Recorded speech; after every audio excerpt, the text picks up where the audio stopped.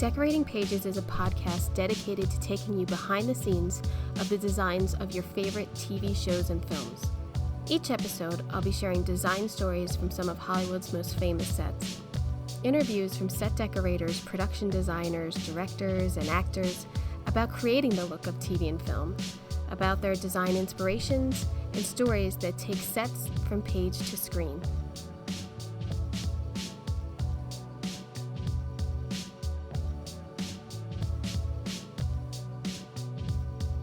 Hello, and welcome to Decorating Pages. I am your host, Kim Wanup.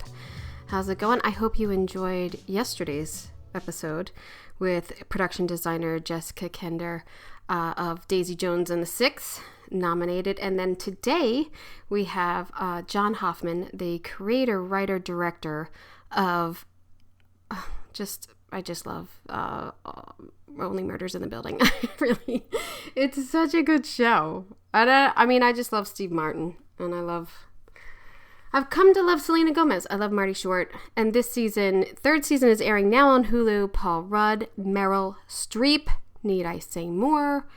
It's just really good. So if you are not watching that show, I would suggest it. Speaking of what Wanup's watching, I had those 3 weeks off. And actually, I watched a lot of movies. Do you want to know why? Yeah, of course you do. It's because I'm going to start up a series within this podcast of reviewing the production design nominated films for the Academy Awards and having people discuss them with me. Take, for instance, 1975 or 1963 or whatever, and whatever the 5 nominated films were, or more or less, because back in the day they had black and white and color. So we will watch the movies, discuss and interpret why they were nominated for design. Should they have been? What else came out that year? Did you like it? Did you not? Did you get it? Do they deserve it? So it's going to be fun. And it has been, just fulfilling to me to watch old movies and get inspired and just watch movies under a production design eye that I might not have done the first time around because they're all older movies. And some aren't. Some people are picking, not so long ago years. So it's going to be great. I'm building up a stock of them, and then that way I can release them periodically and, make a series out of them. So it's going to be good. I'm teasing it to you. I am watching Just Like That, and Just Like That, it goes, that show is so all over the place, and some weeks I can't believe it, and others it's just ridiculous. And then it gets really good.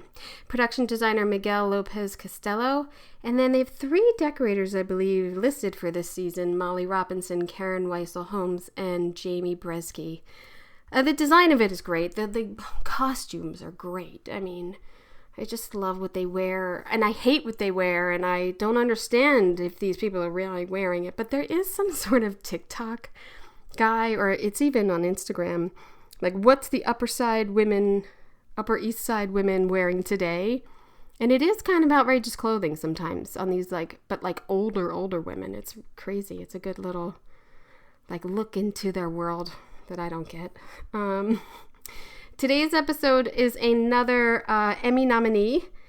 As I said, John Hoffman for Only Murders in the Building. And voting starts tomorrow and then ends on the 28th. Now, it was announced that the Emmys will now take place on January 15th. They won't happen this year because of the strikes and not being able to get the broadcast together, written and so forth, in time for their usually September slot. So the 15th of January, and then the creatives will be on the 6th and the 7th of January. So it's a bummer. I'm glad they decided to keep voting on the same dates. I think that's fair. And I hope that it doesn't get delayed again. Let's put it that way. They're talking, I guess the writers is a media blackout, so there's very little coming out of what goes on in those meetings. But I hope. I'm pretty sure they're probably get it together before mid-November because I booked a trip. And as soon as you book a trip in your life, you get a job. That's how it works in this business. So, yeah, I hope so. On this episode, I speak with creator, writer, director of Only Murders in the Building, John Hoffman. With the show having 12 Emmy nominations, John is nominated for 2 of them, including Outstanding Writing and Outstanding Comedy Series. This brilliant comedy starring Steve Martin, Martin Short, and Selena Gomez revolves around murders happening in this iconic Gothic revival style building in New York City that the trio turns into a popular podcast. John and I talk about the process of writing a murder mystery with comedy inside of it and outside and all around it, keeping the murders rolling through the seasons. And we also talk about the writer's strike, because how can you not? It was a pure delight to speak with him. He was very gracious and so funny, and I'm giddy like a little girl talking to him, so I hope you enjoy.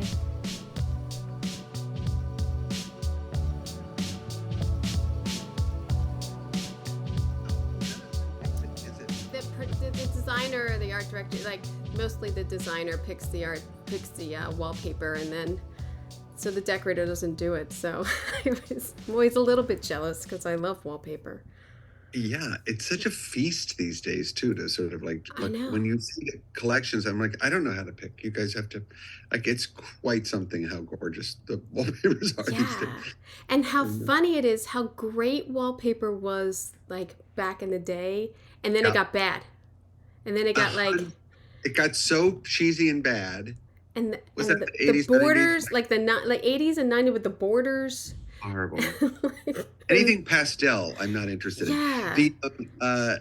You know what sparked it for me? I don't know if you may know, but it's it was Stephen Daldry's Billy Elliot. Billy Elliot, yeah. Those wallpapers, right from the get-go on the credits. Yeah. It was very much like, what's happening here? I love this graphic impression of this kid bouncing up and down. Yeah. But it was against that wallpaper, and then he just put it everywhere, and he used paint in that one when he didn't have the wallpapers. Such a beautiful way. Anyway. Vintage wallpaper is a whole nother subject, and printing wallpaper, and you can do anything now. It's fantastic. Yeah, the vintage wallpaper game is that's really, that's the money. Then you really put it on. Yeah. In the right way. Oh, yeah. Talk double M95s to get that on, because it's so toxic. Really blue. Yeah. And it's falling apart, and the wallpaper is trying to you can't even do it hard. Anyway, it's a whole with your thumb. Yeah, you're right. With your thumb, very gently get this on there. But yeah. Well, I'm obviously you would have to be into the design, especially in murders, because it's a building and everybody's personality is in their apartment, and I'm sure in writing that and creating that you have to have your thumb in there, and you have to be a part of the design of their look and everything. It's so true. I this was a dream of mine to have a show in New York for 10 or 15 years before. As all I would say to anybody, well, what would you really, really love more than anything to do? I'm I want to shoot a show in New York. And then I've always been I've been a little obsessed on Rosemary's Baby. Oh. And they did it the Dakota, right? And yes. Sort of the evocative parts of a pre-war building and being able to explore that. This idea landed in my lap via Dan Fogelman having a conversation with Steve Martin about an idea Steve had. And I was like, are you kidding me? Are you talking about a New York set show starring Steve Martin and Martin Short? At that time, it was just the two of them. Set in a pre-war apartment building? Is that really what we're talking about? And it was almost tailor-made in that way for the dream. Right. So I kind of ran with it when we got together with everyone design-wise. It was just really the dream. And it's all about New York too. So It's about the particulars of the eccentric characters and the specificity of personality that, you know, can ooze out of every corner of an apartment. And boy, the whole team, everybody involved just gets that in the biggest way. So it's been like a real thrill. Well, that and the wardrobe of creating the character. I mean, I know how much intricate that is when you're showing wardrobe and trying to, build character with wardrobe or build character just with the sets, and not only writing for them, but when you see them in their apartment, you see them in their costume, and how you get to, like, oh, now you know what, let's make her a little bit more this or that, like just the creativeness you have for that. That's the thing. It's sort of, you know, I as a writer, and I have to say this off the bat, that I'm like, it's so important that, like, Oh yeah. I'm speaking as a producer and a director, but it's so critical that, you know, to know that this is me in full solidarity, celebrating writers and actors at this moment, fighting the good fight for the right reasons. Yes. But I really, like, as just a producer on this, when you walk in with these ideas about what a set should look like, and you're in here with your first meeting of the production teams, you know, I have this idea in my head. So I feel hanging on to that. And it's the beauty of meeting people who are way better than you at what they do.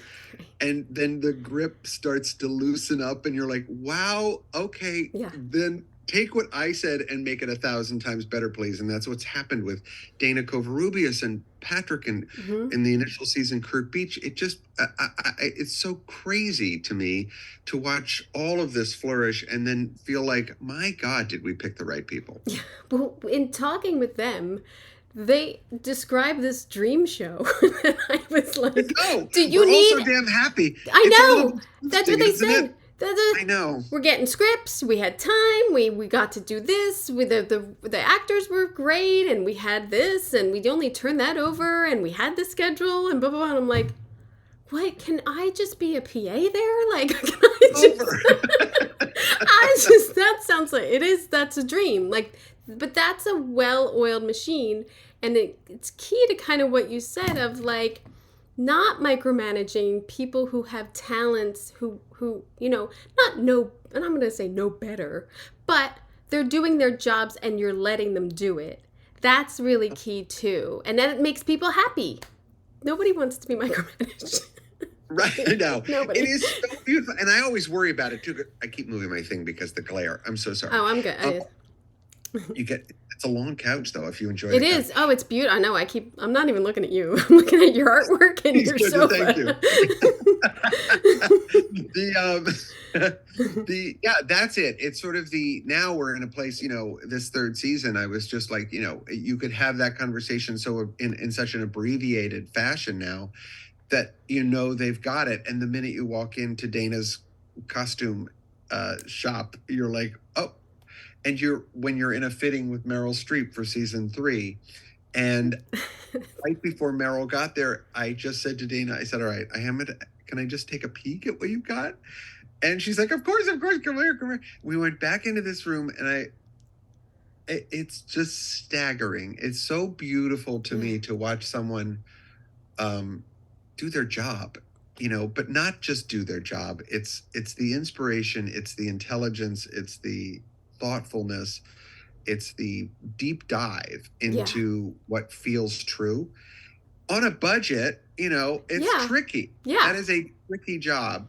And it was one of the most exciting. That was the first time we were actually in person working with Meryl on this show this season. And it was clear that this was a very important step in the process for Meryl. And we were there a long time. Maybe she talked about it, but maybe Dana talked about it. But it was one of those moments of each detail down to each ring and how she would wear that and every facet. Oh, I love that. It was only about an hour in, and Meryl, who was not trying to say doesn't feel right, after going through Dana's thing, was basically like, well, clearly you're a genius. And I was like, oh my God. Then Dana was like, what's happening? What happened? Who said that? Could you say it again? just say it again Yeah, in this it's microphone. so intuitive, and so it's a big mixed bag, as you know. Oh yeah, and when it all Uh, comes together, it is great. And I mean, 12 nominations on this Emmys is nothing to laugh about. That's a lot. And creative and writing and the show and executive producer. So you're up for two. So you have show and writing, right? Or I do you have am, three? yes, I am. Thank you. Up Yeah. for two. Yeah. Yeah, Congrats. and it's such an honor. I mean, that we were on like a year before the nominations, and so it was sort of to hang in the memory favorably Oh. like that. Is a real thrill, and I'm just so proud of everybody involved in this show. This show has been a miracle from the beginning. We got started in the middle of the deep pandemic, Eh, and to make it sort of look as effortless as I think and hope it does overall, and consistent, and of a particular thumbprint. oh yeah. um that to me is just everybody working together in the most grand way. It's when it's special. Like I know that you've worked on other things and they're great and everything, but there are a few. Like I worked on Parks and Rec, and I am like that was like high school. Like it's like I want to go back to those days. Of course, right? Yeah. So I know those shows that you have that'll always be a little bit more special than others. The ones you don't want to Yes. forget. No, you But hang on, and yeah. it's so much the spirit of everyone having a good time working Yeah. on something too that makes such a difference. The playtime of do we really get to do this with our lives? Yeah. I know. Yeah. And we're not doing it and it's so annoying. It's so annoying, but we're we all just want to be fairly treated. It's such a ridiculous fight. It's so It's a ridiculous. simple and ridiculous fight, isn't it? I mean, it just couldn't be more obvious. I was saying this the other day. It's just like, yes, okay, so we need a big reset. I get it. Both sides. Both sides need a big reset here. Let's take it. But why do we there are elements on the other side that I'm sure Yeah. I don't understand, but Well, it's here's what I do understand. They've been yeah. under a new media contract for a long time, and they got Yep. away with it for a long time. Good for you. You got away with it. Good for you. Yep. Now it's time to catch up. Like, why can't you just be fair? So that's kind of how I feel about it. Of like, you had it cheap for so long. Like, Yeah. don't you just think, damn, that was a good deal we had. We had Good a run. good run for like that long. Look at what we got out of it. We got the starting go. We got our things up and running, and everybody loves us. Yeah, that's what I think. Oh, it's true. I mean, and now it's time to sort of like Yeah, pay up. step up, and as you say, it's truly couldn't be more clearly just about fairness and Fairness. people living a life while being able to sort of like do the things that Yeah. they love, granted, but it's also do the things that we need to make these shows happen, to make this work happen. Yeah. So it just feels I'm very much hopeful that we can wrap this little moment up sooner rather than I later. hope so. My new over under is 175 days, so I don't know. Is that right? That's what I'm putting out there. I love anyone on the line now. You're out on the line, you hear these predictions and people, and I'm like, what's happening? What's happening? You hear like, what did you hear? What did you hear? Yeah, there's always that. Everyone I talk to is like, so what have you heard? And I'm like, I don't know, I hear from everybody else the same thing. What are we doing? What do we got? Just get back to the tables. Oh wait, they won't even go back? Okay, well, now we're right. I know. And all I hear now is Labor Day, Labor Day, Labor Day. And I'm like, well, that sounds like a movie. Yeah, it was. It was a bad movie. It was a bad movie. That movie set up so perfectly that the executive but the other one the one I heard on the line recently was like, well, I heard that Netflix told the Duffer Brothers August 18th. I was like, what? Wow. Like, well, maybe the Duffer Brothers need to know. But I'm like, wait, I don't understand. It's now we're not happening, obviously. 8 days from now, the strike will not be over, unfortunately, I think. A month ago, I was with a guy who's a grip, and he was like, yeah, I don't know, I heard December. And I go, what? Are you out of your mind? And then the actors went out, and then I was like, oh my God, that guy had a crystal ball. This could really be like, I won't go back till next year. And if if it's fair and it evolves and it trickles down to me somehow, I'm in. Yeah. I'm in. Yeah. We're all in. Yeah. We're all in for all the right reasons. It couldn't be clear. That's what's so beautiful about this solidarity moment. Yeah, we're all with you. And hanging on, but you can't.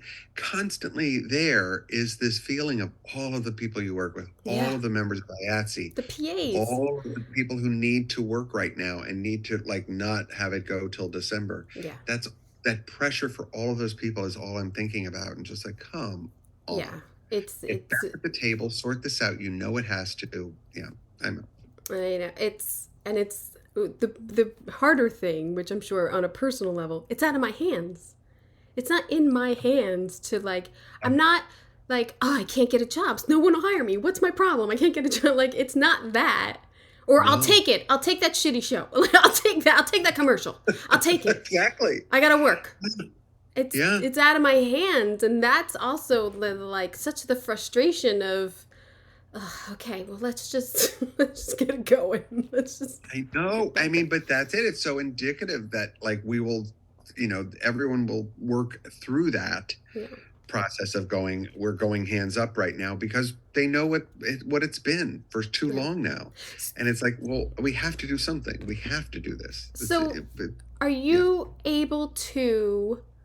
Like, all right, I'm going to get some idea. Like, I don't know. I am assuming you're picked up for season 4 because it's a phenomenal show. I'm just saying. You have no official anything yet. Well, but do you think to yourself, like, all right, well, I have time.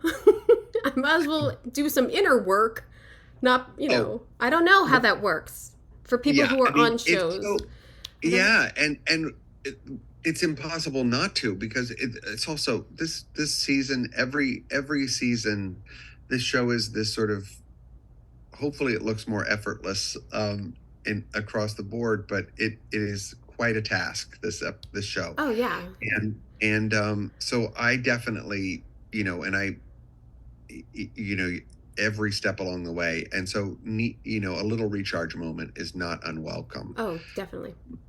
So that part of it, yes. But it's also when your mind is so much on the moment that we're having in this business that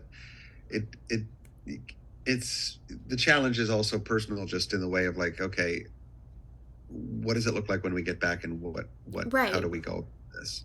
Because you don't want to come to me. I started a show. I'm not coming back and being like, okay, so I've shopped everything and let's just start buying or whatever. Like, no, you didn't pay me for that time. I'm not doing it. I kind of did it, but I'm not doing it. Like we still need prep time, because I think the problem is that we're creative people, and it's always a passion project in your mind somehow. It's always do it for the love of the film, do it for the love of we're going to sacrifice this and that, and I don't know why. It's a business. It's not personal. It's business. Absolutely right. Yeah, and I think. That's the good part in this one moment is like, we don't stop our work in our minds, in our heads. Right. We are doing everything. And I hope to God, I hope writers are able to sort of be writing their dream projects right now and doing all the stuff on a personal level, what they want to do that will sell for, what it deserves and gets made and everything else in this moment. That's that's the beauty of being a creative, is that, and again, this particular upcoming season 3, is so much particularly focused on, the risks involved with being a creative and the beauty of it and the connections that come from it. And so, there is that autonomy we have that few people have to sort of, but we need everybody else ultimately. Yeah. But you can't turn off the brain. No, you can't. I mean, everything, I'm constantly looking like, great, that's on sale.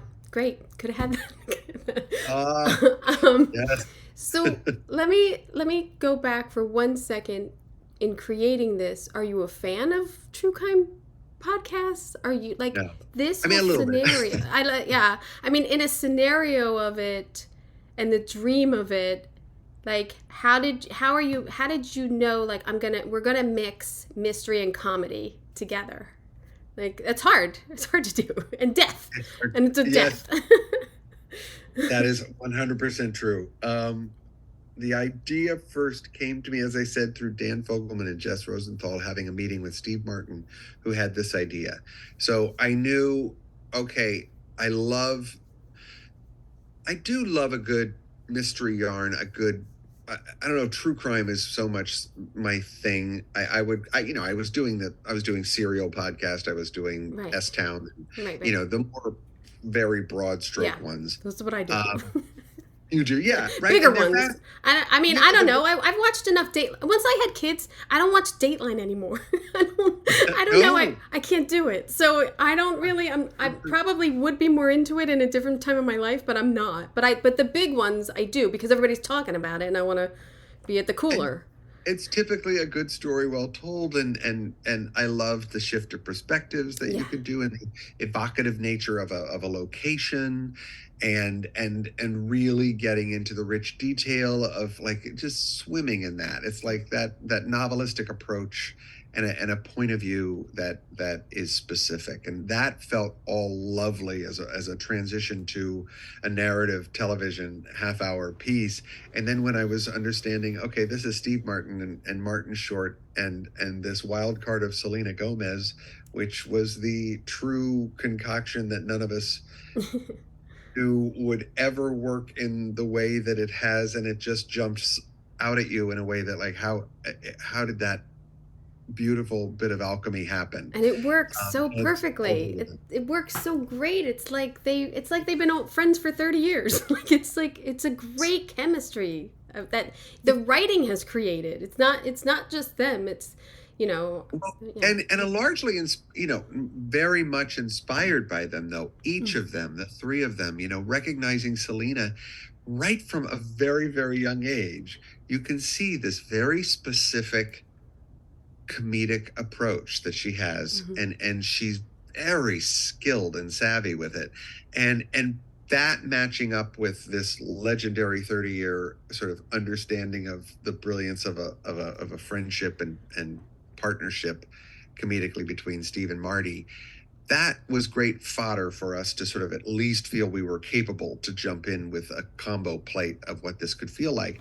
And then Steve's deep interest in true crime, he really is a deep diver Oh wow. for that material, hugely helpful in the shaping of how we wanted to do this. And he was a great barometer of like, well, we could do, more specific and very detailed kind of thinking on that kind of storytelling. But that knowing that these were the people involved, that there was a real chance for a mashup of comedy mystery, and hopefully something more than that, something more evocative and provocative, hopefully, about why are we drawn to these things?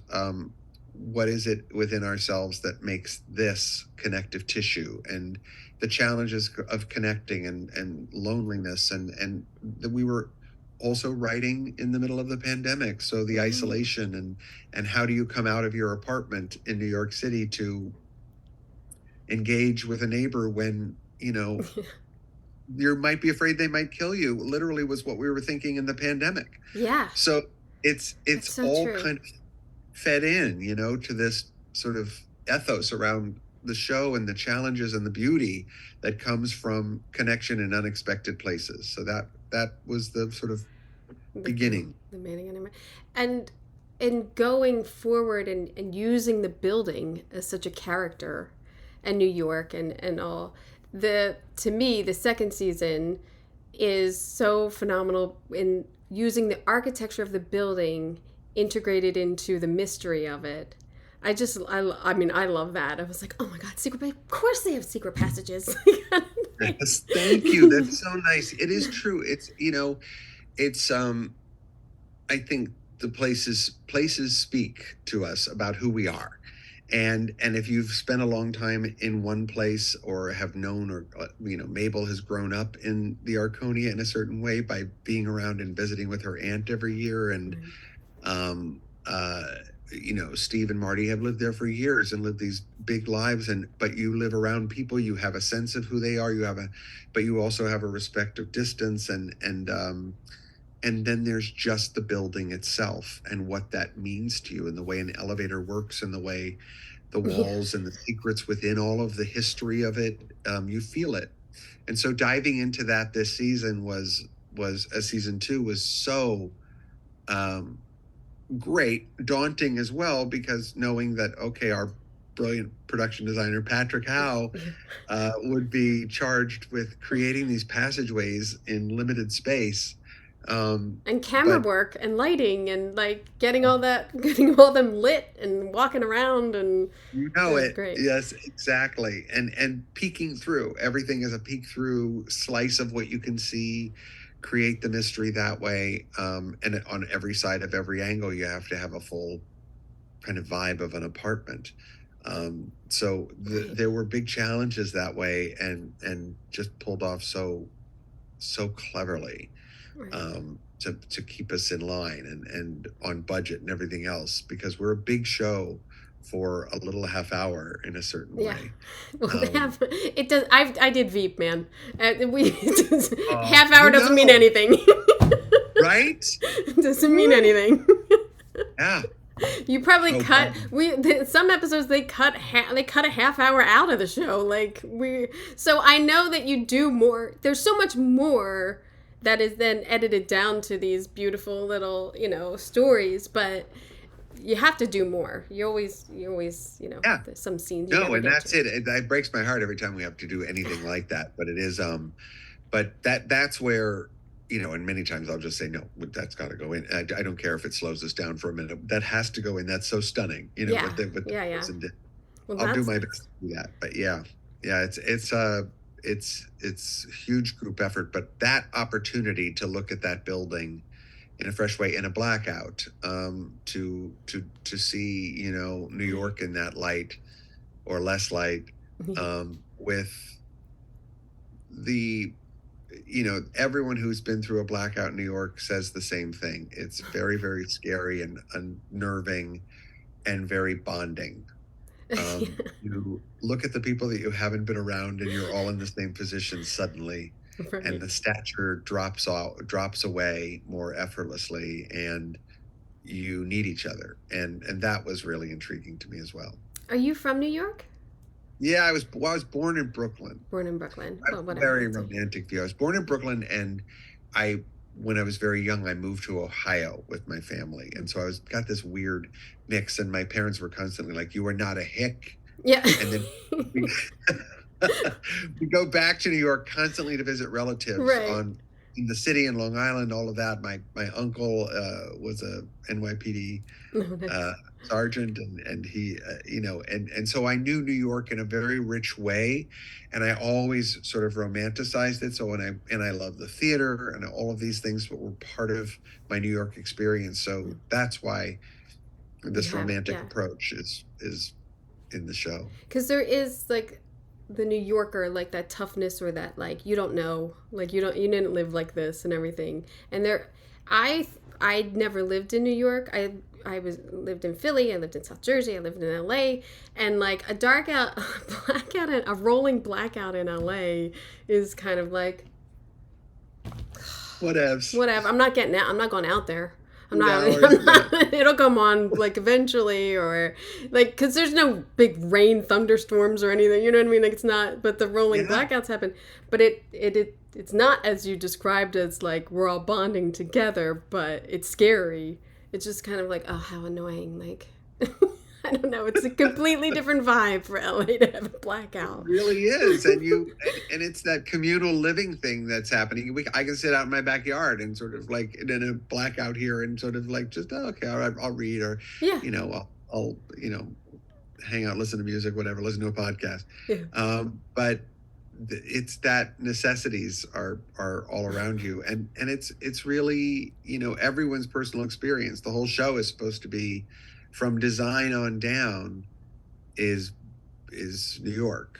Yeah. The experience of living in New York, which is a big grab bag of experiences, musically and design wise, architectural mishmashes of a modern monstrosity that's next to this stunning, 200-year-old genius piece of work. Yeah. Do you prefer to direct episodes that you've written? Oh God, yeah. Yeah. I do.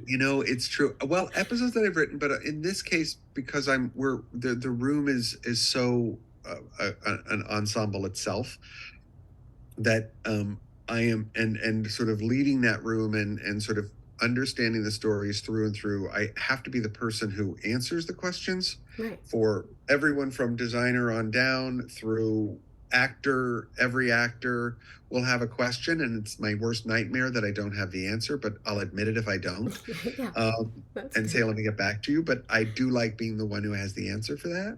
And you have to hold so many things in this show particularly, and God love the designers.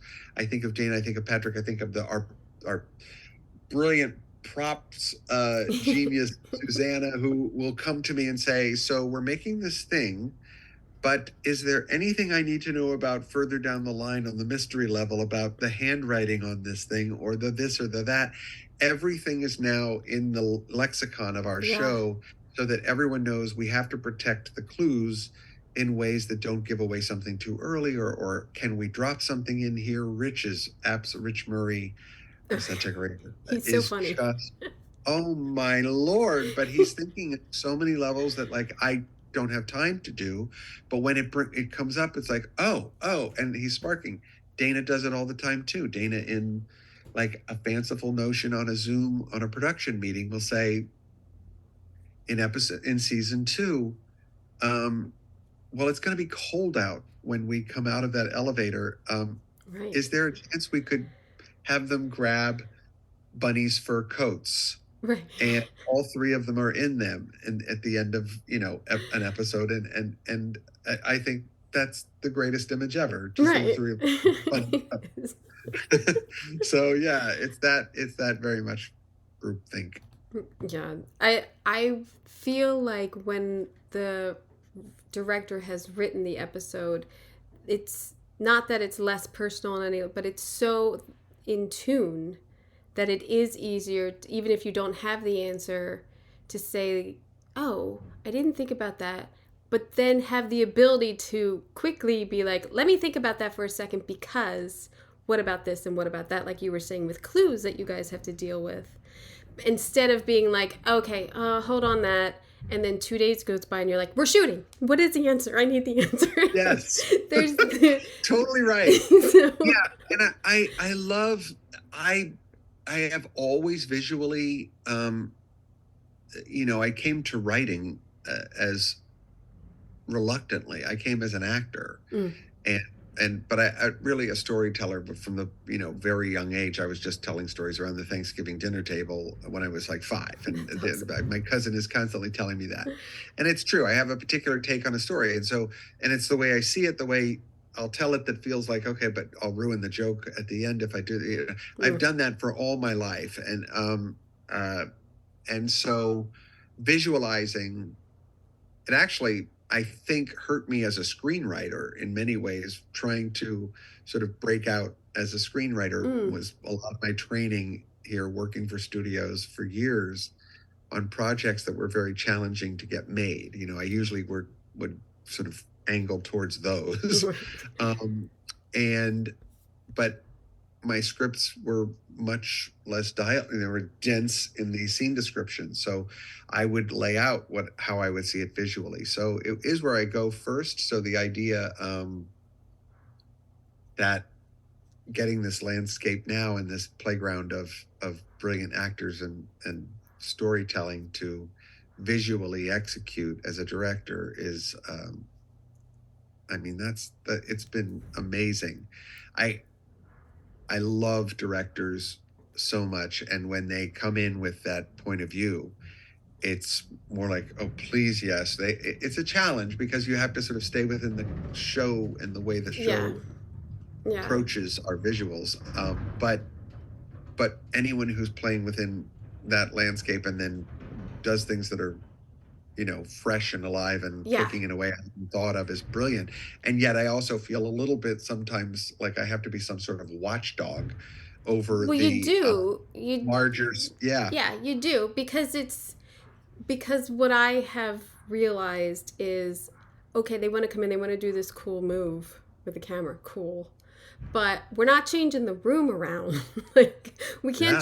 we can't just change this established room around. So there is a protection, I feel, of some of the like the crew and departments of like, cool, but you're a guest. We love you. We're glad you're here, but you're a Yeah. guest in our home, and we want to accommodate you, but you can't change the room around. Like, that's always my thing of like, what do they want to do? Does What did they everybody want know that we're to going to do this? Does anybody care that we're doing this? Okay. All right. Well, I don't know. I mean, if I was a viewer, I don't know why the chair moved. So cool. Like, No, it's very delicate, isn't it? You yeah. sort of let us go have your dream. I'm like, oh no, we can't do that. Yeah, yeah. No, Like, there was that's a challenge of the balance. bring in the jib arm and rah, rah, rah, and then the producers are like, no, we're handheld, bro. Get on the same page. So, but you never want to crush the feel and what they're trying to create, because I also feel they bring in this freshness, especially when you're tired or something. There's that new energy, or like Well, it that's does it. help. There were so many times I can point to that we've had such a wealth of amazing directors on this show, Hmm. but there are people like in season two, like well, in season one, Shireen Davis came in and was handed a silent episode basically to do, Oh, right. and it was it was so beautifully executed. And when I would look at the monitor and watch the way she had been composing the shot, and I was like, I don't let her go. Yeah. And that is something I want her to have and go.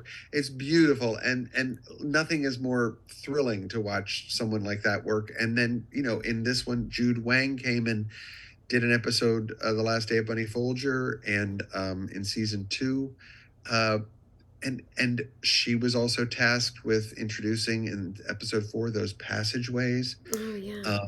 which posed all of those challenges. But to watch her jump in that way with the uh, grabbing that challenge in a way that some of it I felt like I should be doing this job more, and she just took it and ran with it in the most beautiful way, and solved so many problems when I was couldn't focus. And it's just, you feel so grateful to people sort of like for the driving Yes. sense of, I think we have a way. And then she was great. She would come and explain, like, here's what we talked with Patrick about today, and does this seem right? Does this seem like it makes sense to you? And that's all I need for anyone. Yeah. It's like, it's better than anything I thought of. Great. Yeah, that's a huge, tremendous gift. Yeah, People it is. I would. I mean, I wouldn't. I don't know. I don't think I could direct. I don't know. I could never. don't? My many jobs I would never want to do. I think that being an AD, would never want to be Yeah. an AD. Would never want to be a location manager. Never. Oh gosh, yeah, that one. I'm always amazed. Oh, That. And can you imagine on this show what our locations yeah, your team locations are this great. show in that first season, particularly of getting the ability to find a building like the Belnord in New York, the Arconia, that Yeah. we knew the whole show was reliant upon, but we were in the middle of a pandemic trying to get a building to approve us shooting in and around it. I was like, Yeah, it's a lot of payoffs. I think it's a lot of box of candies, probably a lot of Zaber gift cards going on. you know, I think that's exactly. what's going on. Oh, what? And just 5C isn't happy? Give him a gift card. Yes, and it's really, I mean, Colin, our guy on that first season, was amazing. But you got that sense, like, oh, the conversations I would love to be a fly on the wall that have happened But between. that's why I would never want to do it. It's just there's so much complaining. So much complaining going on. True. When you're starting out a season, I actually think what you said before, it's hard because we're nominated for season 2 and season 3 is airing. I think that's the key. I think you need to be airing during voting. Oh, weeks. well, that would be so nice. I mean, yeah, yeah, well, maybe. Yeah, I you're hope fresh. so. You're actually fresh. People are dumb. They probably think they're voting for season 3. Oh, it can easily get that way. And I'm by the sure. time we have the Emmys, you'll be, Yeah, you'll it's be true. deep into season And no 4. one really knows when anyone. It's just what version of what episode of Yeah. what shit. Yeah, Yeah. yeah. When you're True. starting out your season, do you and the right like when you get together, or if you have your arc, are you like, okay, it's Mr. X, now let's work backwards? Like, do you work that way, or is it so you always know who it is? Yeah, we kind of well, yeah. I mean, we have good, strong ideas of, or if not, uh, we know. Mm-hmm. Um, uh, we may make choices typically about the ways in which it happened, or you don't want to ever cut off like, oh, well, that's a brilliant idea. How did we not think of that? How do we now infuse that, or how do we incorporate that? So but we do work backwards and then twist our way Yeah. so that we're hiding the ball. Now, I like, we're in as the show progresses, you also want to shake up as much as you can. The show is always built on the unexpected, I think. So Definitely. I think that part of it is also something that we have to approach the narrative each season and say, are we feeling familiar to ourselves in storytelling? And how do we shake that up? And how do we throw something here that oh, this would be new, or this is a new approach on it? The mystery story is our spine, Right. and the biggest challenge for all of us to sort of get right. I feel like you should kind of point out rents are going down because everyone's no one wants to move in. Right? I know that it's a very big challenge with this premise. But this last episode, because I only saw only 2 have aired, I believe, of season 3, and it was literally the great line of can't do the podcast, he didn't die in the building. I was like, oh my gosh, how are they going to do this? And then it happens. So even that turn of events is fantastic. Thank you. That was a really fun. It's been sweet to see people react to that. Oh yeah. Just wherever you can grab it online or whatever. But that it's a very fun process to sort of come up with something that feels like you test it out among the writers and a few people, and then you have to tell everyone now you can't share any of this. Yeah. But to save and preserve a good twist is fun. So, okay, Mr. X did it. Do you tell the actor, or do you just give people scripts and let them, because you don't want them to act it out a little or something? I don't know if I don't trust people with secrets. Well, that's true. Well, I mean, it's interesting. What I've noticed, because I'm still young in it. It's only 3 seasons we've done now, but so 3 killers, 3 victims, and you have to have those talks. I have had the talks, yeah, early with the people who will ultimately be responsible for the crime, and that it's very valuable. Yeah, I'm sure. In a way, and then to watch it get played out so that it creates a new line for that actor to follow, that they have to walk, which is a challenge, but I find those conversations are fantastic to have. Oh, I'm sure. I'm sure it's exciting too, because we're giving you this information that maybe all the other actors don't know, and so you have this to play with, but you also have a secret. It's such a, I almost wouldn't want to know. I'd be because I don't want to wink in one scene by accident, or I shouldn't have said that. I shouldn't have played it that way. I remember it's in season 2. In season 2, Adina Verson, who is so fantastic, playing Poppy, I had to sort of set a Zoom early on and say, can we talk? and she got on and she thought she was going to be fired or something. Like, it was terrible. And she didn't know why we were having a one-on-one Zoom until I had to sort of explain. And then she was like, oh my God. And so, yeah, it's very fun that way. And then you gain a sort of like, little wink even around the set, because our crews don't know Right. Until those last scripts arrive.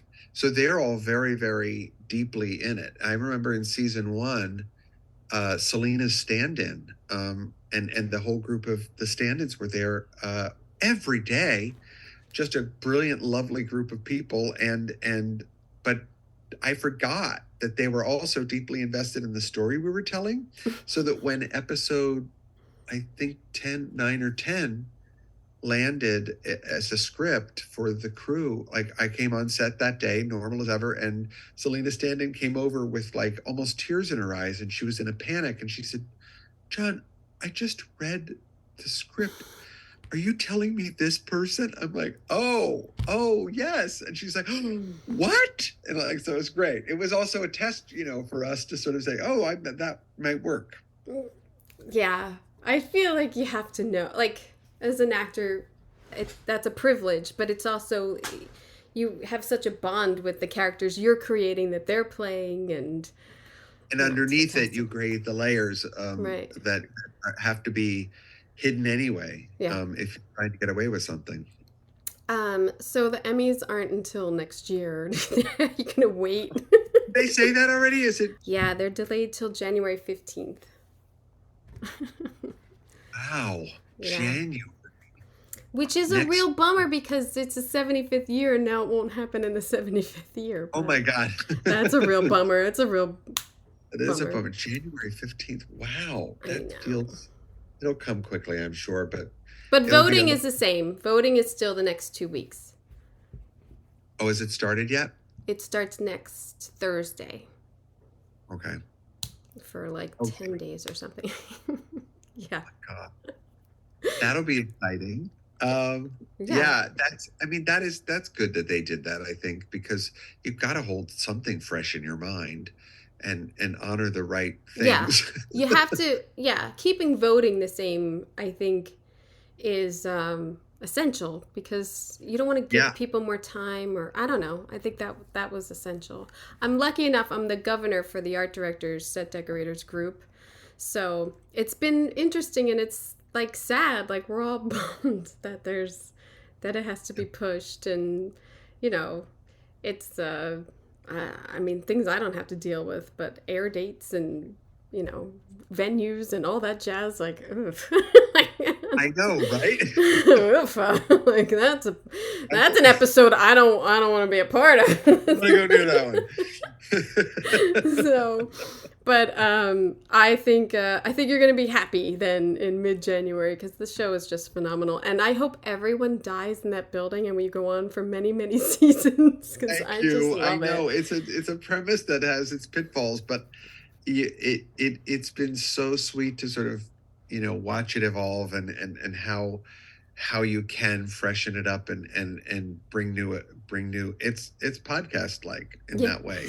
Like, keep shifting the perspective, and you'll get a completely different feeling about this. Yeah, I love it. I mean, Steve Martin is like a god to me, so I'll watch anything he's in, and Martin Short, but yeah. And I can't say it. I mean, I don't know if you've met them before, but they truly are the loveliest. Like, everyone on this show, we have a kind of, it's not a right word to use, but a no asshole policy there. Yeah. And you feel that everyone comes on, and we have this wealth of obviously incredible people coming on to play, with this group, because they're such magnets, but it's also they step up in preparation, and also because they know who's there. I love Paul Rudd too. He was on Parks and played one of my favorite characters, like the dumb guy, and like the dumbest of dumb guys, and I just thought he was brilliant at doing it, and I just think he's so versatile. He's so good. He is. And that was yeah, he's really like it just and one of the loveliest people I've ever met, and everyone says that, Yeah. but to watch him be, kind of like, a really complicated, dysfunctional uh actor who's not prepared for life in general, Yeah. Yeah. It's kind is of sad. really fun. Yes, we're all tinged with a little bit of sadness in I the show. know. It's so good though. But I'm not going to keep you. I'm such a fan of your work and Grace and Frankie. Like I could go on, but thank you so much for the time to talk about this because I'm just a huge fan of the show. And if you need a PA or something, because it just sounds like. Oh, I know. Come over. I Please, told I Rich, can like, tell do you need a get buyer? it. Do you need a like? I'll Yes, take anything, sure, man. come over. But he also said they were also so nice. They were like, well, if you're in New York, come see our set. So I might, if I'm ever in New York, I will absolutely please do. take him up to him because yes, I would please love do. to look at other people's sets. So yes, Tremendous tour, I promise you. yeah, And I'm sure. yeah, I'm sure it is. It's a great space for us. Yeah. Well, good luck in voting. Thank you so Fingers much. crossed, Thank and thank you so much for your time. I hope you enjoyed that interview as much as I did. He was so nice and so easy to talk to. That is so great. And I feel like my questions weren't that good. But sometimes I just want to know so much that I don't know how to phrase it. Like I want to know about their process, especially when I talk to writers or people not who are designers or decorators. I just want to know about the process so much. Like, how do you come up with this? How do you, even if this, idea came to you through other channels, then how do you run with it? How do you, how does the development of this happen? And how do you keep doing it so great? So I also think it's very telling that in talking with him and Rich Murray, the decorator, and Patrick Howell, the production designer for this show, they all just seem to just adore it. And that makes a difference when you love where you work and you love a show that you're working on. It makes all the difference. So that makes me love the show and want to watch it and support it as much as I can. So thank you again to John for giving me this time. Again, just a delight to speak to. It was great. What are we doing? Oh, next week, the production designer of Wednesday, Mark Scruton, will be here. I'm sure I'm not pronouncing that right, but I'm talking to him today, so I will get the right pronunciation. And yeah, voting starts tomorrow, ends the 28th. Anyone who votes, awesome sauce, get it, voting. And then if you were not a voter, watch the best of the best. Look at the Emmy nominations and see what was nominated by their peers. And that's about it. I hope you got an earful. I'm Kim Wanup for Decorating Pages.